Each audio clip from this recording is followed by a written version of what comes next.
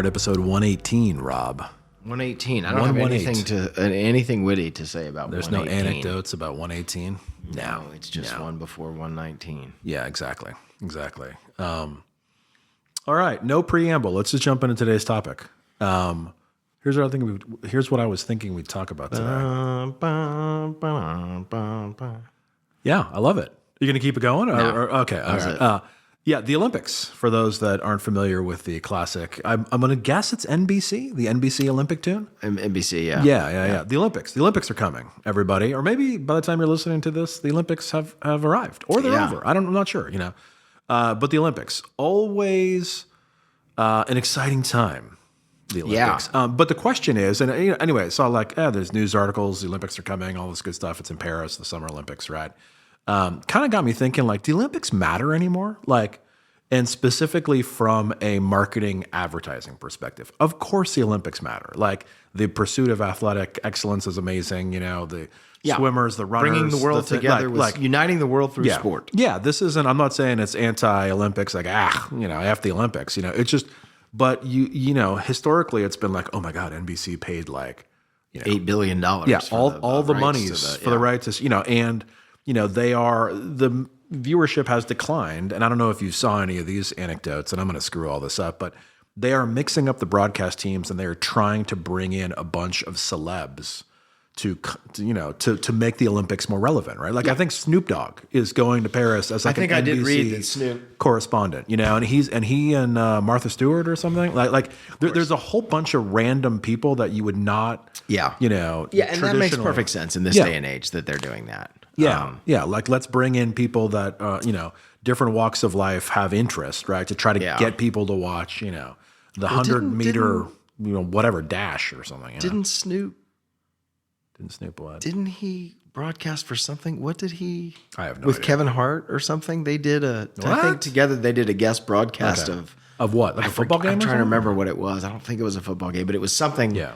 Anyway. So, but again, we've frequently dated ourselves on the podcast, but back in the day, it's oh my God, you won the gold medal. You're amazing. You're Mary Lou Retton. You're on the cover of Wheaties. You got all the sponsorships. You got all the we were Bruce Jenner. Bruce Jenner. There you go. All the good stuff, right? We have the great example of Dan versus Dave, right? The Reebok thing, and then they didn't qualify. There's a lot of great marketing sort of stories. We don't need to relitigate all those things, but there's a lot of great marketing stories around the Olympics, right? Now it's do the Olympics really matter, I guess, from a marketing perspective, I think in my opinion, the Olympics aren't what they used to be. Yeah. Just as an event in general, right? It used to be this global thing, and it was truly the pinnacle of sport, which it still is by definition, but it just felt more grandiose, I think, as an event than it did. And maybe more of a globally unifying event. Yes. I feel like. Well, and you have the opening ceremonies. Yeah. And it's that's like a 4-hour TV show. Yeah. Of interpretive dance and God knows what is happening on that thing, right? So, and in the Parade of Nations, that's the whole deal, right? Yeah. I would agree with you that it's lost its grandioseness and it's lost its relevancy or whatever that. But what has anything taken? I have thoughts on this, but has anything surpassed the Olympics, or has anything more relevant than the Olympics from a global perspective on that level? In terms of sport? Or just in general? In general, I guess.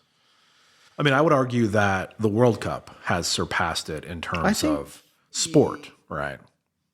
But I may be biased on that opinion. I was going to say it's hard to tell. Certainly I think for both of us it has. Yeah. Has it for the general public? I don't. Maybe. I don't know. I think TV numbers would probably tell the tale. Yeah. And there's the problem with not the problem, but the challenge with the Olympics is there are a lot of events that only a very small number of people care to watch. Yeah. Not a lot of people want to watch water polo. I didn't do any prep for this, but I think there are some new events, as there are every. Well, they always. Like breakdancing. Isn't that in the Olympics now? Breakdancing? Yeah. There's something like I don't know. I could have completely just made that Yeah, up. they're always bringing in, you know, like BMX now or whatever it is. They're always bringing in new stuff. Yeah. I don't know. I mean, my you know, marketing for the Olympics for me just goes back to when we had them in Atlanta, right? Yeah. And just that whole experience of living in a city that and following it from, you know, Billy Payne putting together the team to go out and try and get the Olympics all the way through the City of Atlanta award. Yeah. And then through, okay, now we're developing the logos and the what's it. And we can come back to that. But you know, the marketing in the city and then not just that, but I think to truly understand the scale of it because of all the construction and the buildings and the things that's going up. And then, you know, unfortunately in Atlanta, you had the Richard Jewell and the bombing and that whole, which added a whole horribly depressing storyline to it as well. So it was an interesting experience from a marketing standpoint and perspective to be in a city, to a host city. Some good, some bad. I mean, you know, I think for a lot of people, it put Atlanta on the map. 100%. You know, it helped market the city, right? And helped grow the city for sure. Now, let me ask you this, and I don't even know if you remember this, and I'm totally putting you on the spot, so we might have to edit this maybe I love the spot. There was pushback on the opening ceremonies, right? When all the dancers and the illumination or whatever spelled out the word y'all. Do you remember this? I don't remember that. Okay. See, I put you on the spot, and here we go. Like, you know, why? Because it's, you know, uniquely Southern or playing redneck, into the Southern redneck. Yeah. Like, you know, it was like welcome y'all, or it said something like that. You know what I mean? But it threw the y'all in there. And it was like, oh my God, here come the hillbillies. You know what I mean? Yeah. Like all this thing, you know, like, okay, so it's a nothing burger for Well, you. I think a lot of people outside of probably the Southeast kind of lump Atlanta in with Georgia.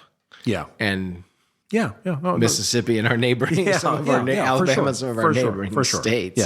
But I think that helped potentially dispel some of that a city like Atlanta could host. But there's no doubt that it put Atlanta on the map. And you know, the population growth of which I am one of those people. Right. You know, post Olympics, the growth of the airport, you know, being the busiest airport in the world, you know, all that good stuff, right? Quick interlude, because I looked it up. Breaking is what it's called. Not breakdancing, breaking? The 5 new sports. This is for this? For the Paris 2024 skateboarding. Well, wait a minute. Skating has been in the Olympics. But we're tying it. I mean, we got to compete against the X Games. You know what I mean? Like skateboarding. But I feel like skateboarding has... Hold on. Okay. Wait for it. Okay. Surfing. Surfing, breaking, and sport climbing.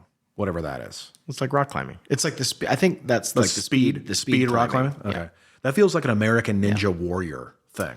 How fast can you parkour up this? I feel like skateboarding has been in the Olympics. Skating? I don't know. Did Tony Hawk win a gold medal? Because if he hasn't, then that's ridiculous. Well, because snowboarding has been in the Olympics forever, the Winter Olympics. Because Shaun White wins like all the gold medals and things. Our crack prep show prep, you know, did a lot of work on this one. But I guess back to the topic at hand though. Like, you know, is it worth, if you're a brand, you know, and you're an advertiser, right now? The Unilevers, you know, the Procter and Gamble's. Of course, they're going to sign as part of their upfront and multiple commercials. You know, and we're going to get some good tear jerking behind the scenes. You know, like, oh my God, like little Katie went on to, you know, all that kind of stuff, right? But I guess, you know, is it worth it? I guess if you're a brand or if you're an athlete, you know what I mean? Like, are you getting sponsorship? Like, you know, like, does it have the same panache? I'm going to say no. You know, I'm going to say it really doesn't. Like, I don't think that it's necessarily worth the money. I think it depends on how you do it. And I think that if it's just traditional, all right, I'm going to go out and buy media during the track and field events, you know. Then, you know, not unlike the Super Bowl, you're just buying massive eyeballs. That's it. That's all you're buying. And maybe there's some value in that, depending on the company, right? Budweiser, you know, big brands like that. Coca-Cola, of course, they're going to be. Of course, they're going to be around. They're going to be all over it. But I think there are ways to infiltrate, potentially not on a global scale, but to do things in and around the events that could gain some impact and be successful for on a smaller, I guess, basis potentially. Yeah. Like in Atlanta, there were so many events surrounding that you don't really see or hear about, right? Being in the city, it's like, oh, you have this, all of these things happening. And I think those are cool opportunities for local companies to get involved. Yeah. But globally, yeah, I don't know. I mean, and how long does the Olympics last? Sounds like a dumb question, but I don't know the answer to it. I'm going to say it's a few weeks. It's a couple weeks, right? It's a couple, 2-3 weeks. It's 2 weeks, but there's going to be some finagling, dangle. You know what I mean? Like, oh, we did this event early, we did that event. You know what I mean? That it's going to be maybe more than a solid 14 days. Yeah. So yeah, but on TV, it's. Now, do they still? Because I go back to Atlanta because it's what I know. But they had the what I would call a terrible logo. The what's it? Well, you mean the mascot? Yeah, the mascot. Do they still have mascots? Yeah, I don't know the answer. Do they still do mascots at each of the Olympics? I'm gonna guess yes. I'm gonna guess that they still have mascots of some sort to some degree. Because that was a horrible. Yeah, well, the Atlanta logo too. Like, I feel like there was the launch logo, and then everyone decided that logo was terrible, which was do you remember the A's that made the star? I remember that. And People then it was no. And so then they did the column that had the fire on top, right? And the column, because it was the 100th Olympics or 100th anniversary or whatever. It had like the 100 the centennial, it had a really compressed typeface of 100 that kind of made a Doric or Ionic column that had the fire and the little star and stuff on top, And then I think What's It came from that, because there was like a little star sort of thing or whatever. Or what is it or whatever it's called, What's it? Yeah. It died of quick. It was alive for about 2 weeks, and then it was just but well, there's no need for that thing after. There's no need for it after, but I mean, I think it was universally panned as this just weird gimmicky. Yeah, I think there's still some type of mascot component to it, but I don't feel like it's like as prevalent or utilized. I think it's kind of like over there in the local village. To wherever. Yeah, exactly. Wherever it is. Exactly. So, do you have a favorite Olympic event? I always like the track and field stuff. You like all just running. Because to me it's like that's just such a classic. Yeah, we're running Olympic event, the 4x100 relay. You know what I mean? That's just like amazing. Yeah. So I kind of like the track and field stuff. The swimming is always really good to watch. It's exciting. Super. I mean, the Michael Phelps era was just ridiculous. Pure dominance. Yeah. Well, and you're getting down to like 1/100th of a second. Yeah. Like, and these crazy touch pads, and like, his foot size. Remember the torpedo, right? It's like, the guy has giant feet. Yeah. And Phelps has a long torso, so he could butterfly. Like you get into these really weird, kind of strange aspects to the athletes. So.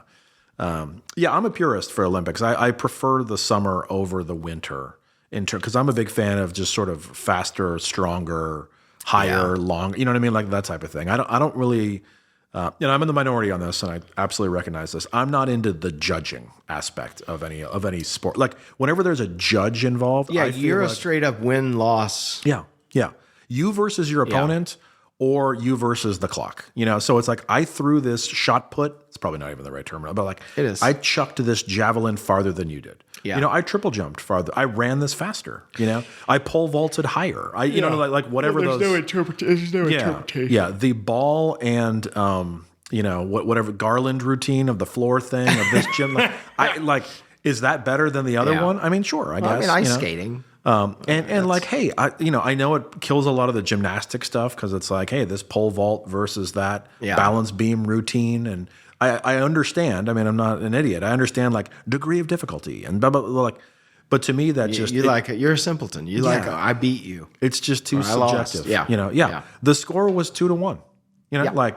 But done here. That type of thing. So I don't know. The Olympics, to me, I think the World Cup has overtaken it in terms of sport, Yeah. The Olympics are still absolutely relevant, I just, it seems like every Olympics we've had, maybe, I don't want to say since Atlanta, but like recently it's just, and maybe COVID killed the Olympics. I don't know. Like everything's just kind of like we've lost interest. And then also the world's a different place and we have a lot more varied interests. I was going to say, and then you have countries not participating or not allowed. Like you got that whole political aspect of it. We don't need to go into that. Kind of comes into play. But politics have always been part of the Olympics. Yeah. And now more so than ever, where it's just, okay, we're going to let the Russians in, but they're going to be under a non-Russian. It's like, what? Like, they're under the, it's maybe more polarizing than it has been in the past. Although I shouldn't say that because we've obviously had some significant. When did the Olympics start? Do you know? If 96 was the 100th, the centennial. Yeah.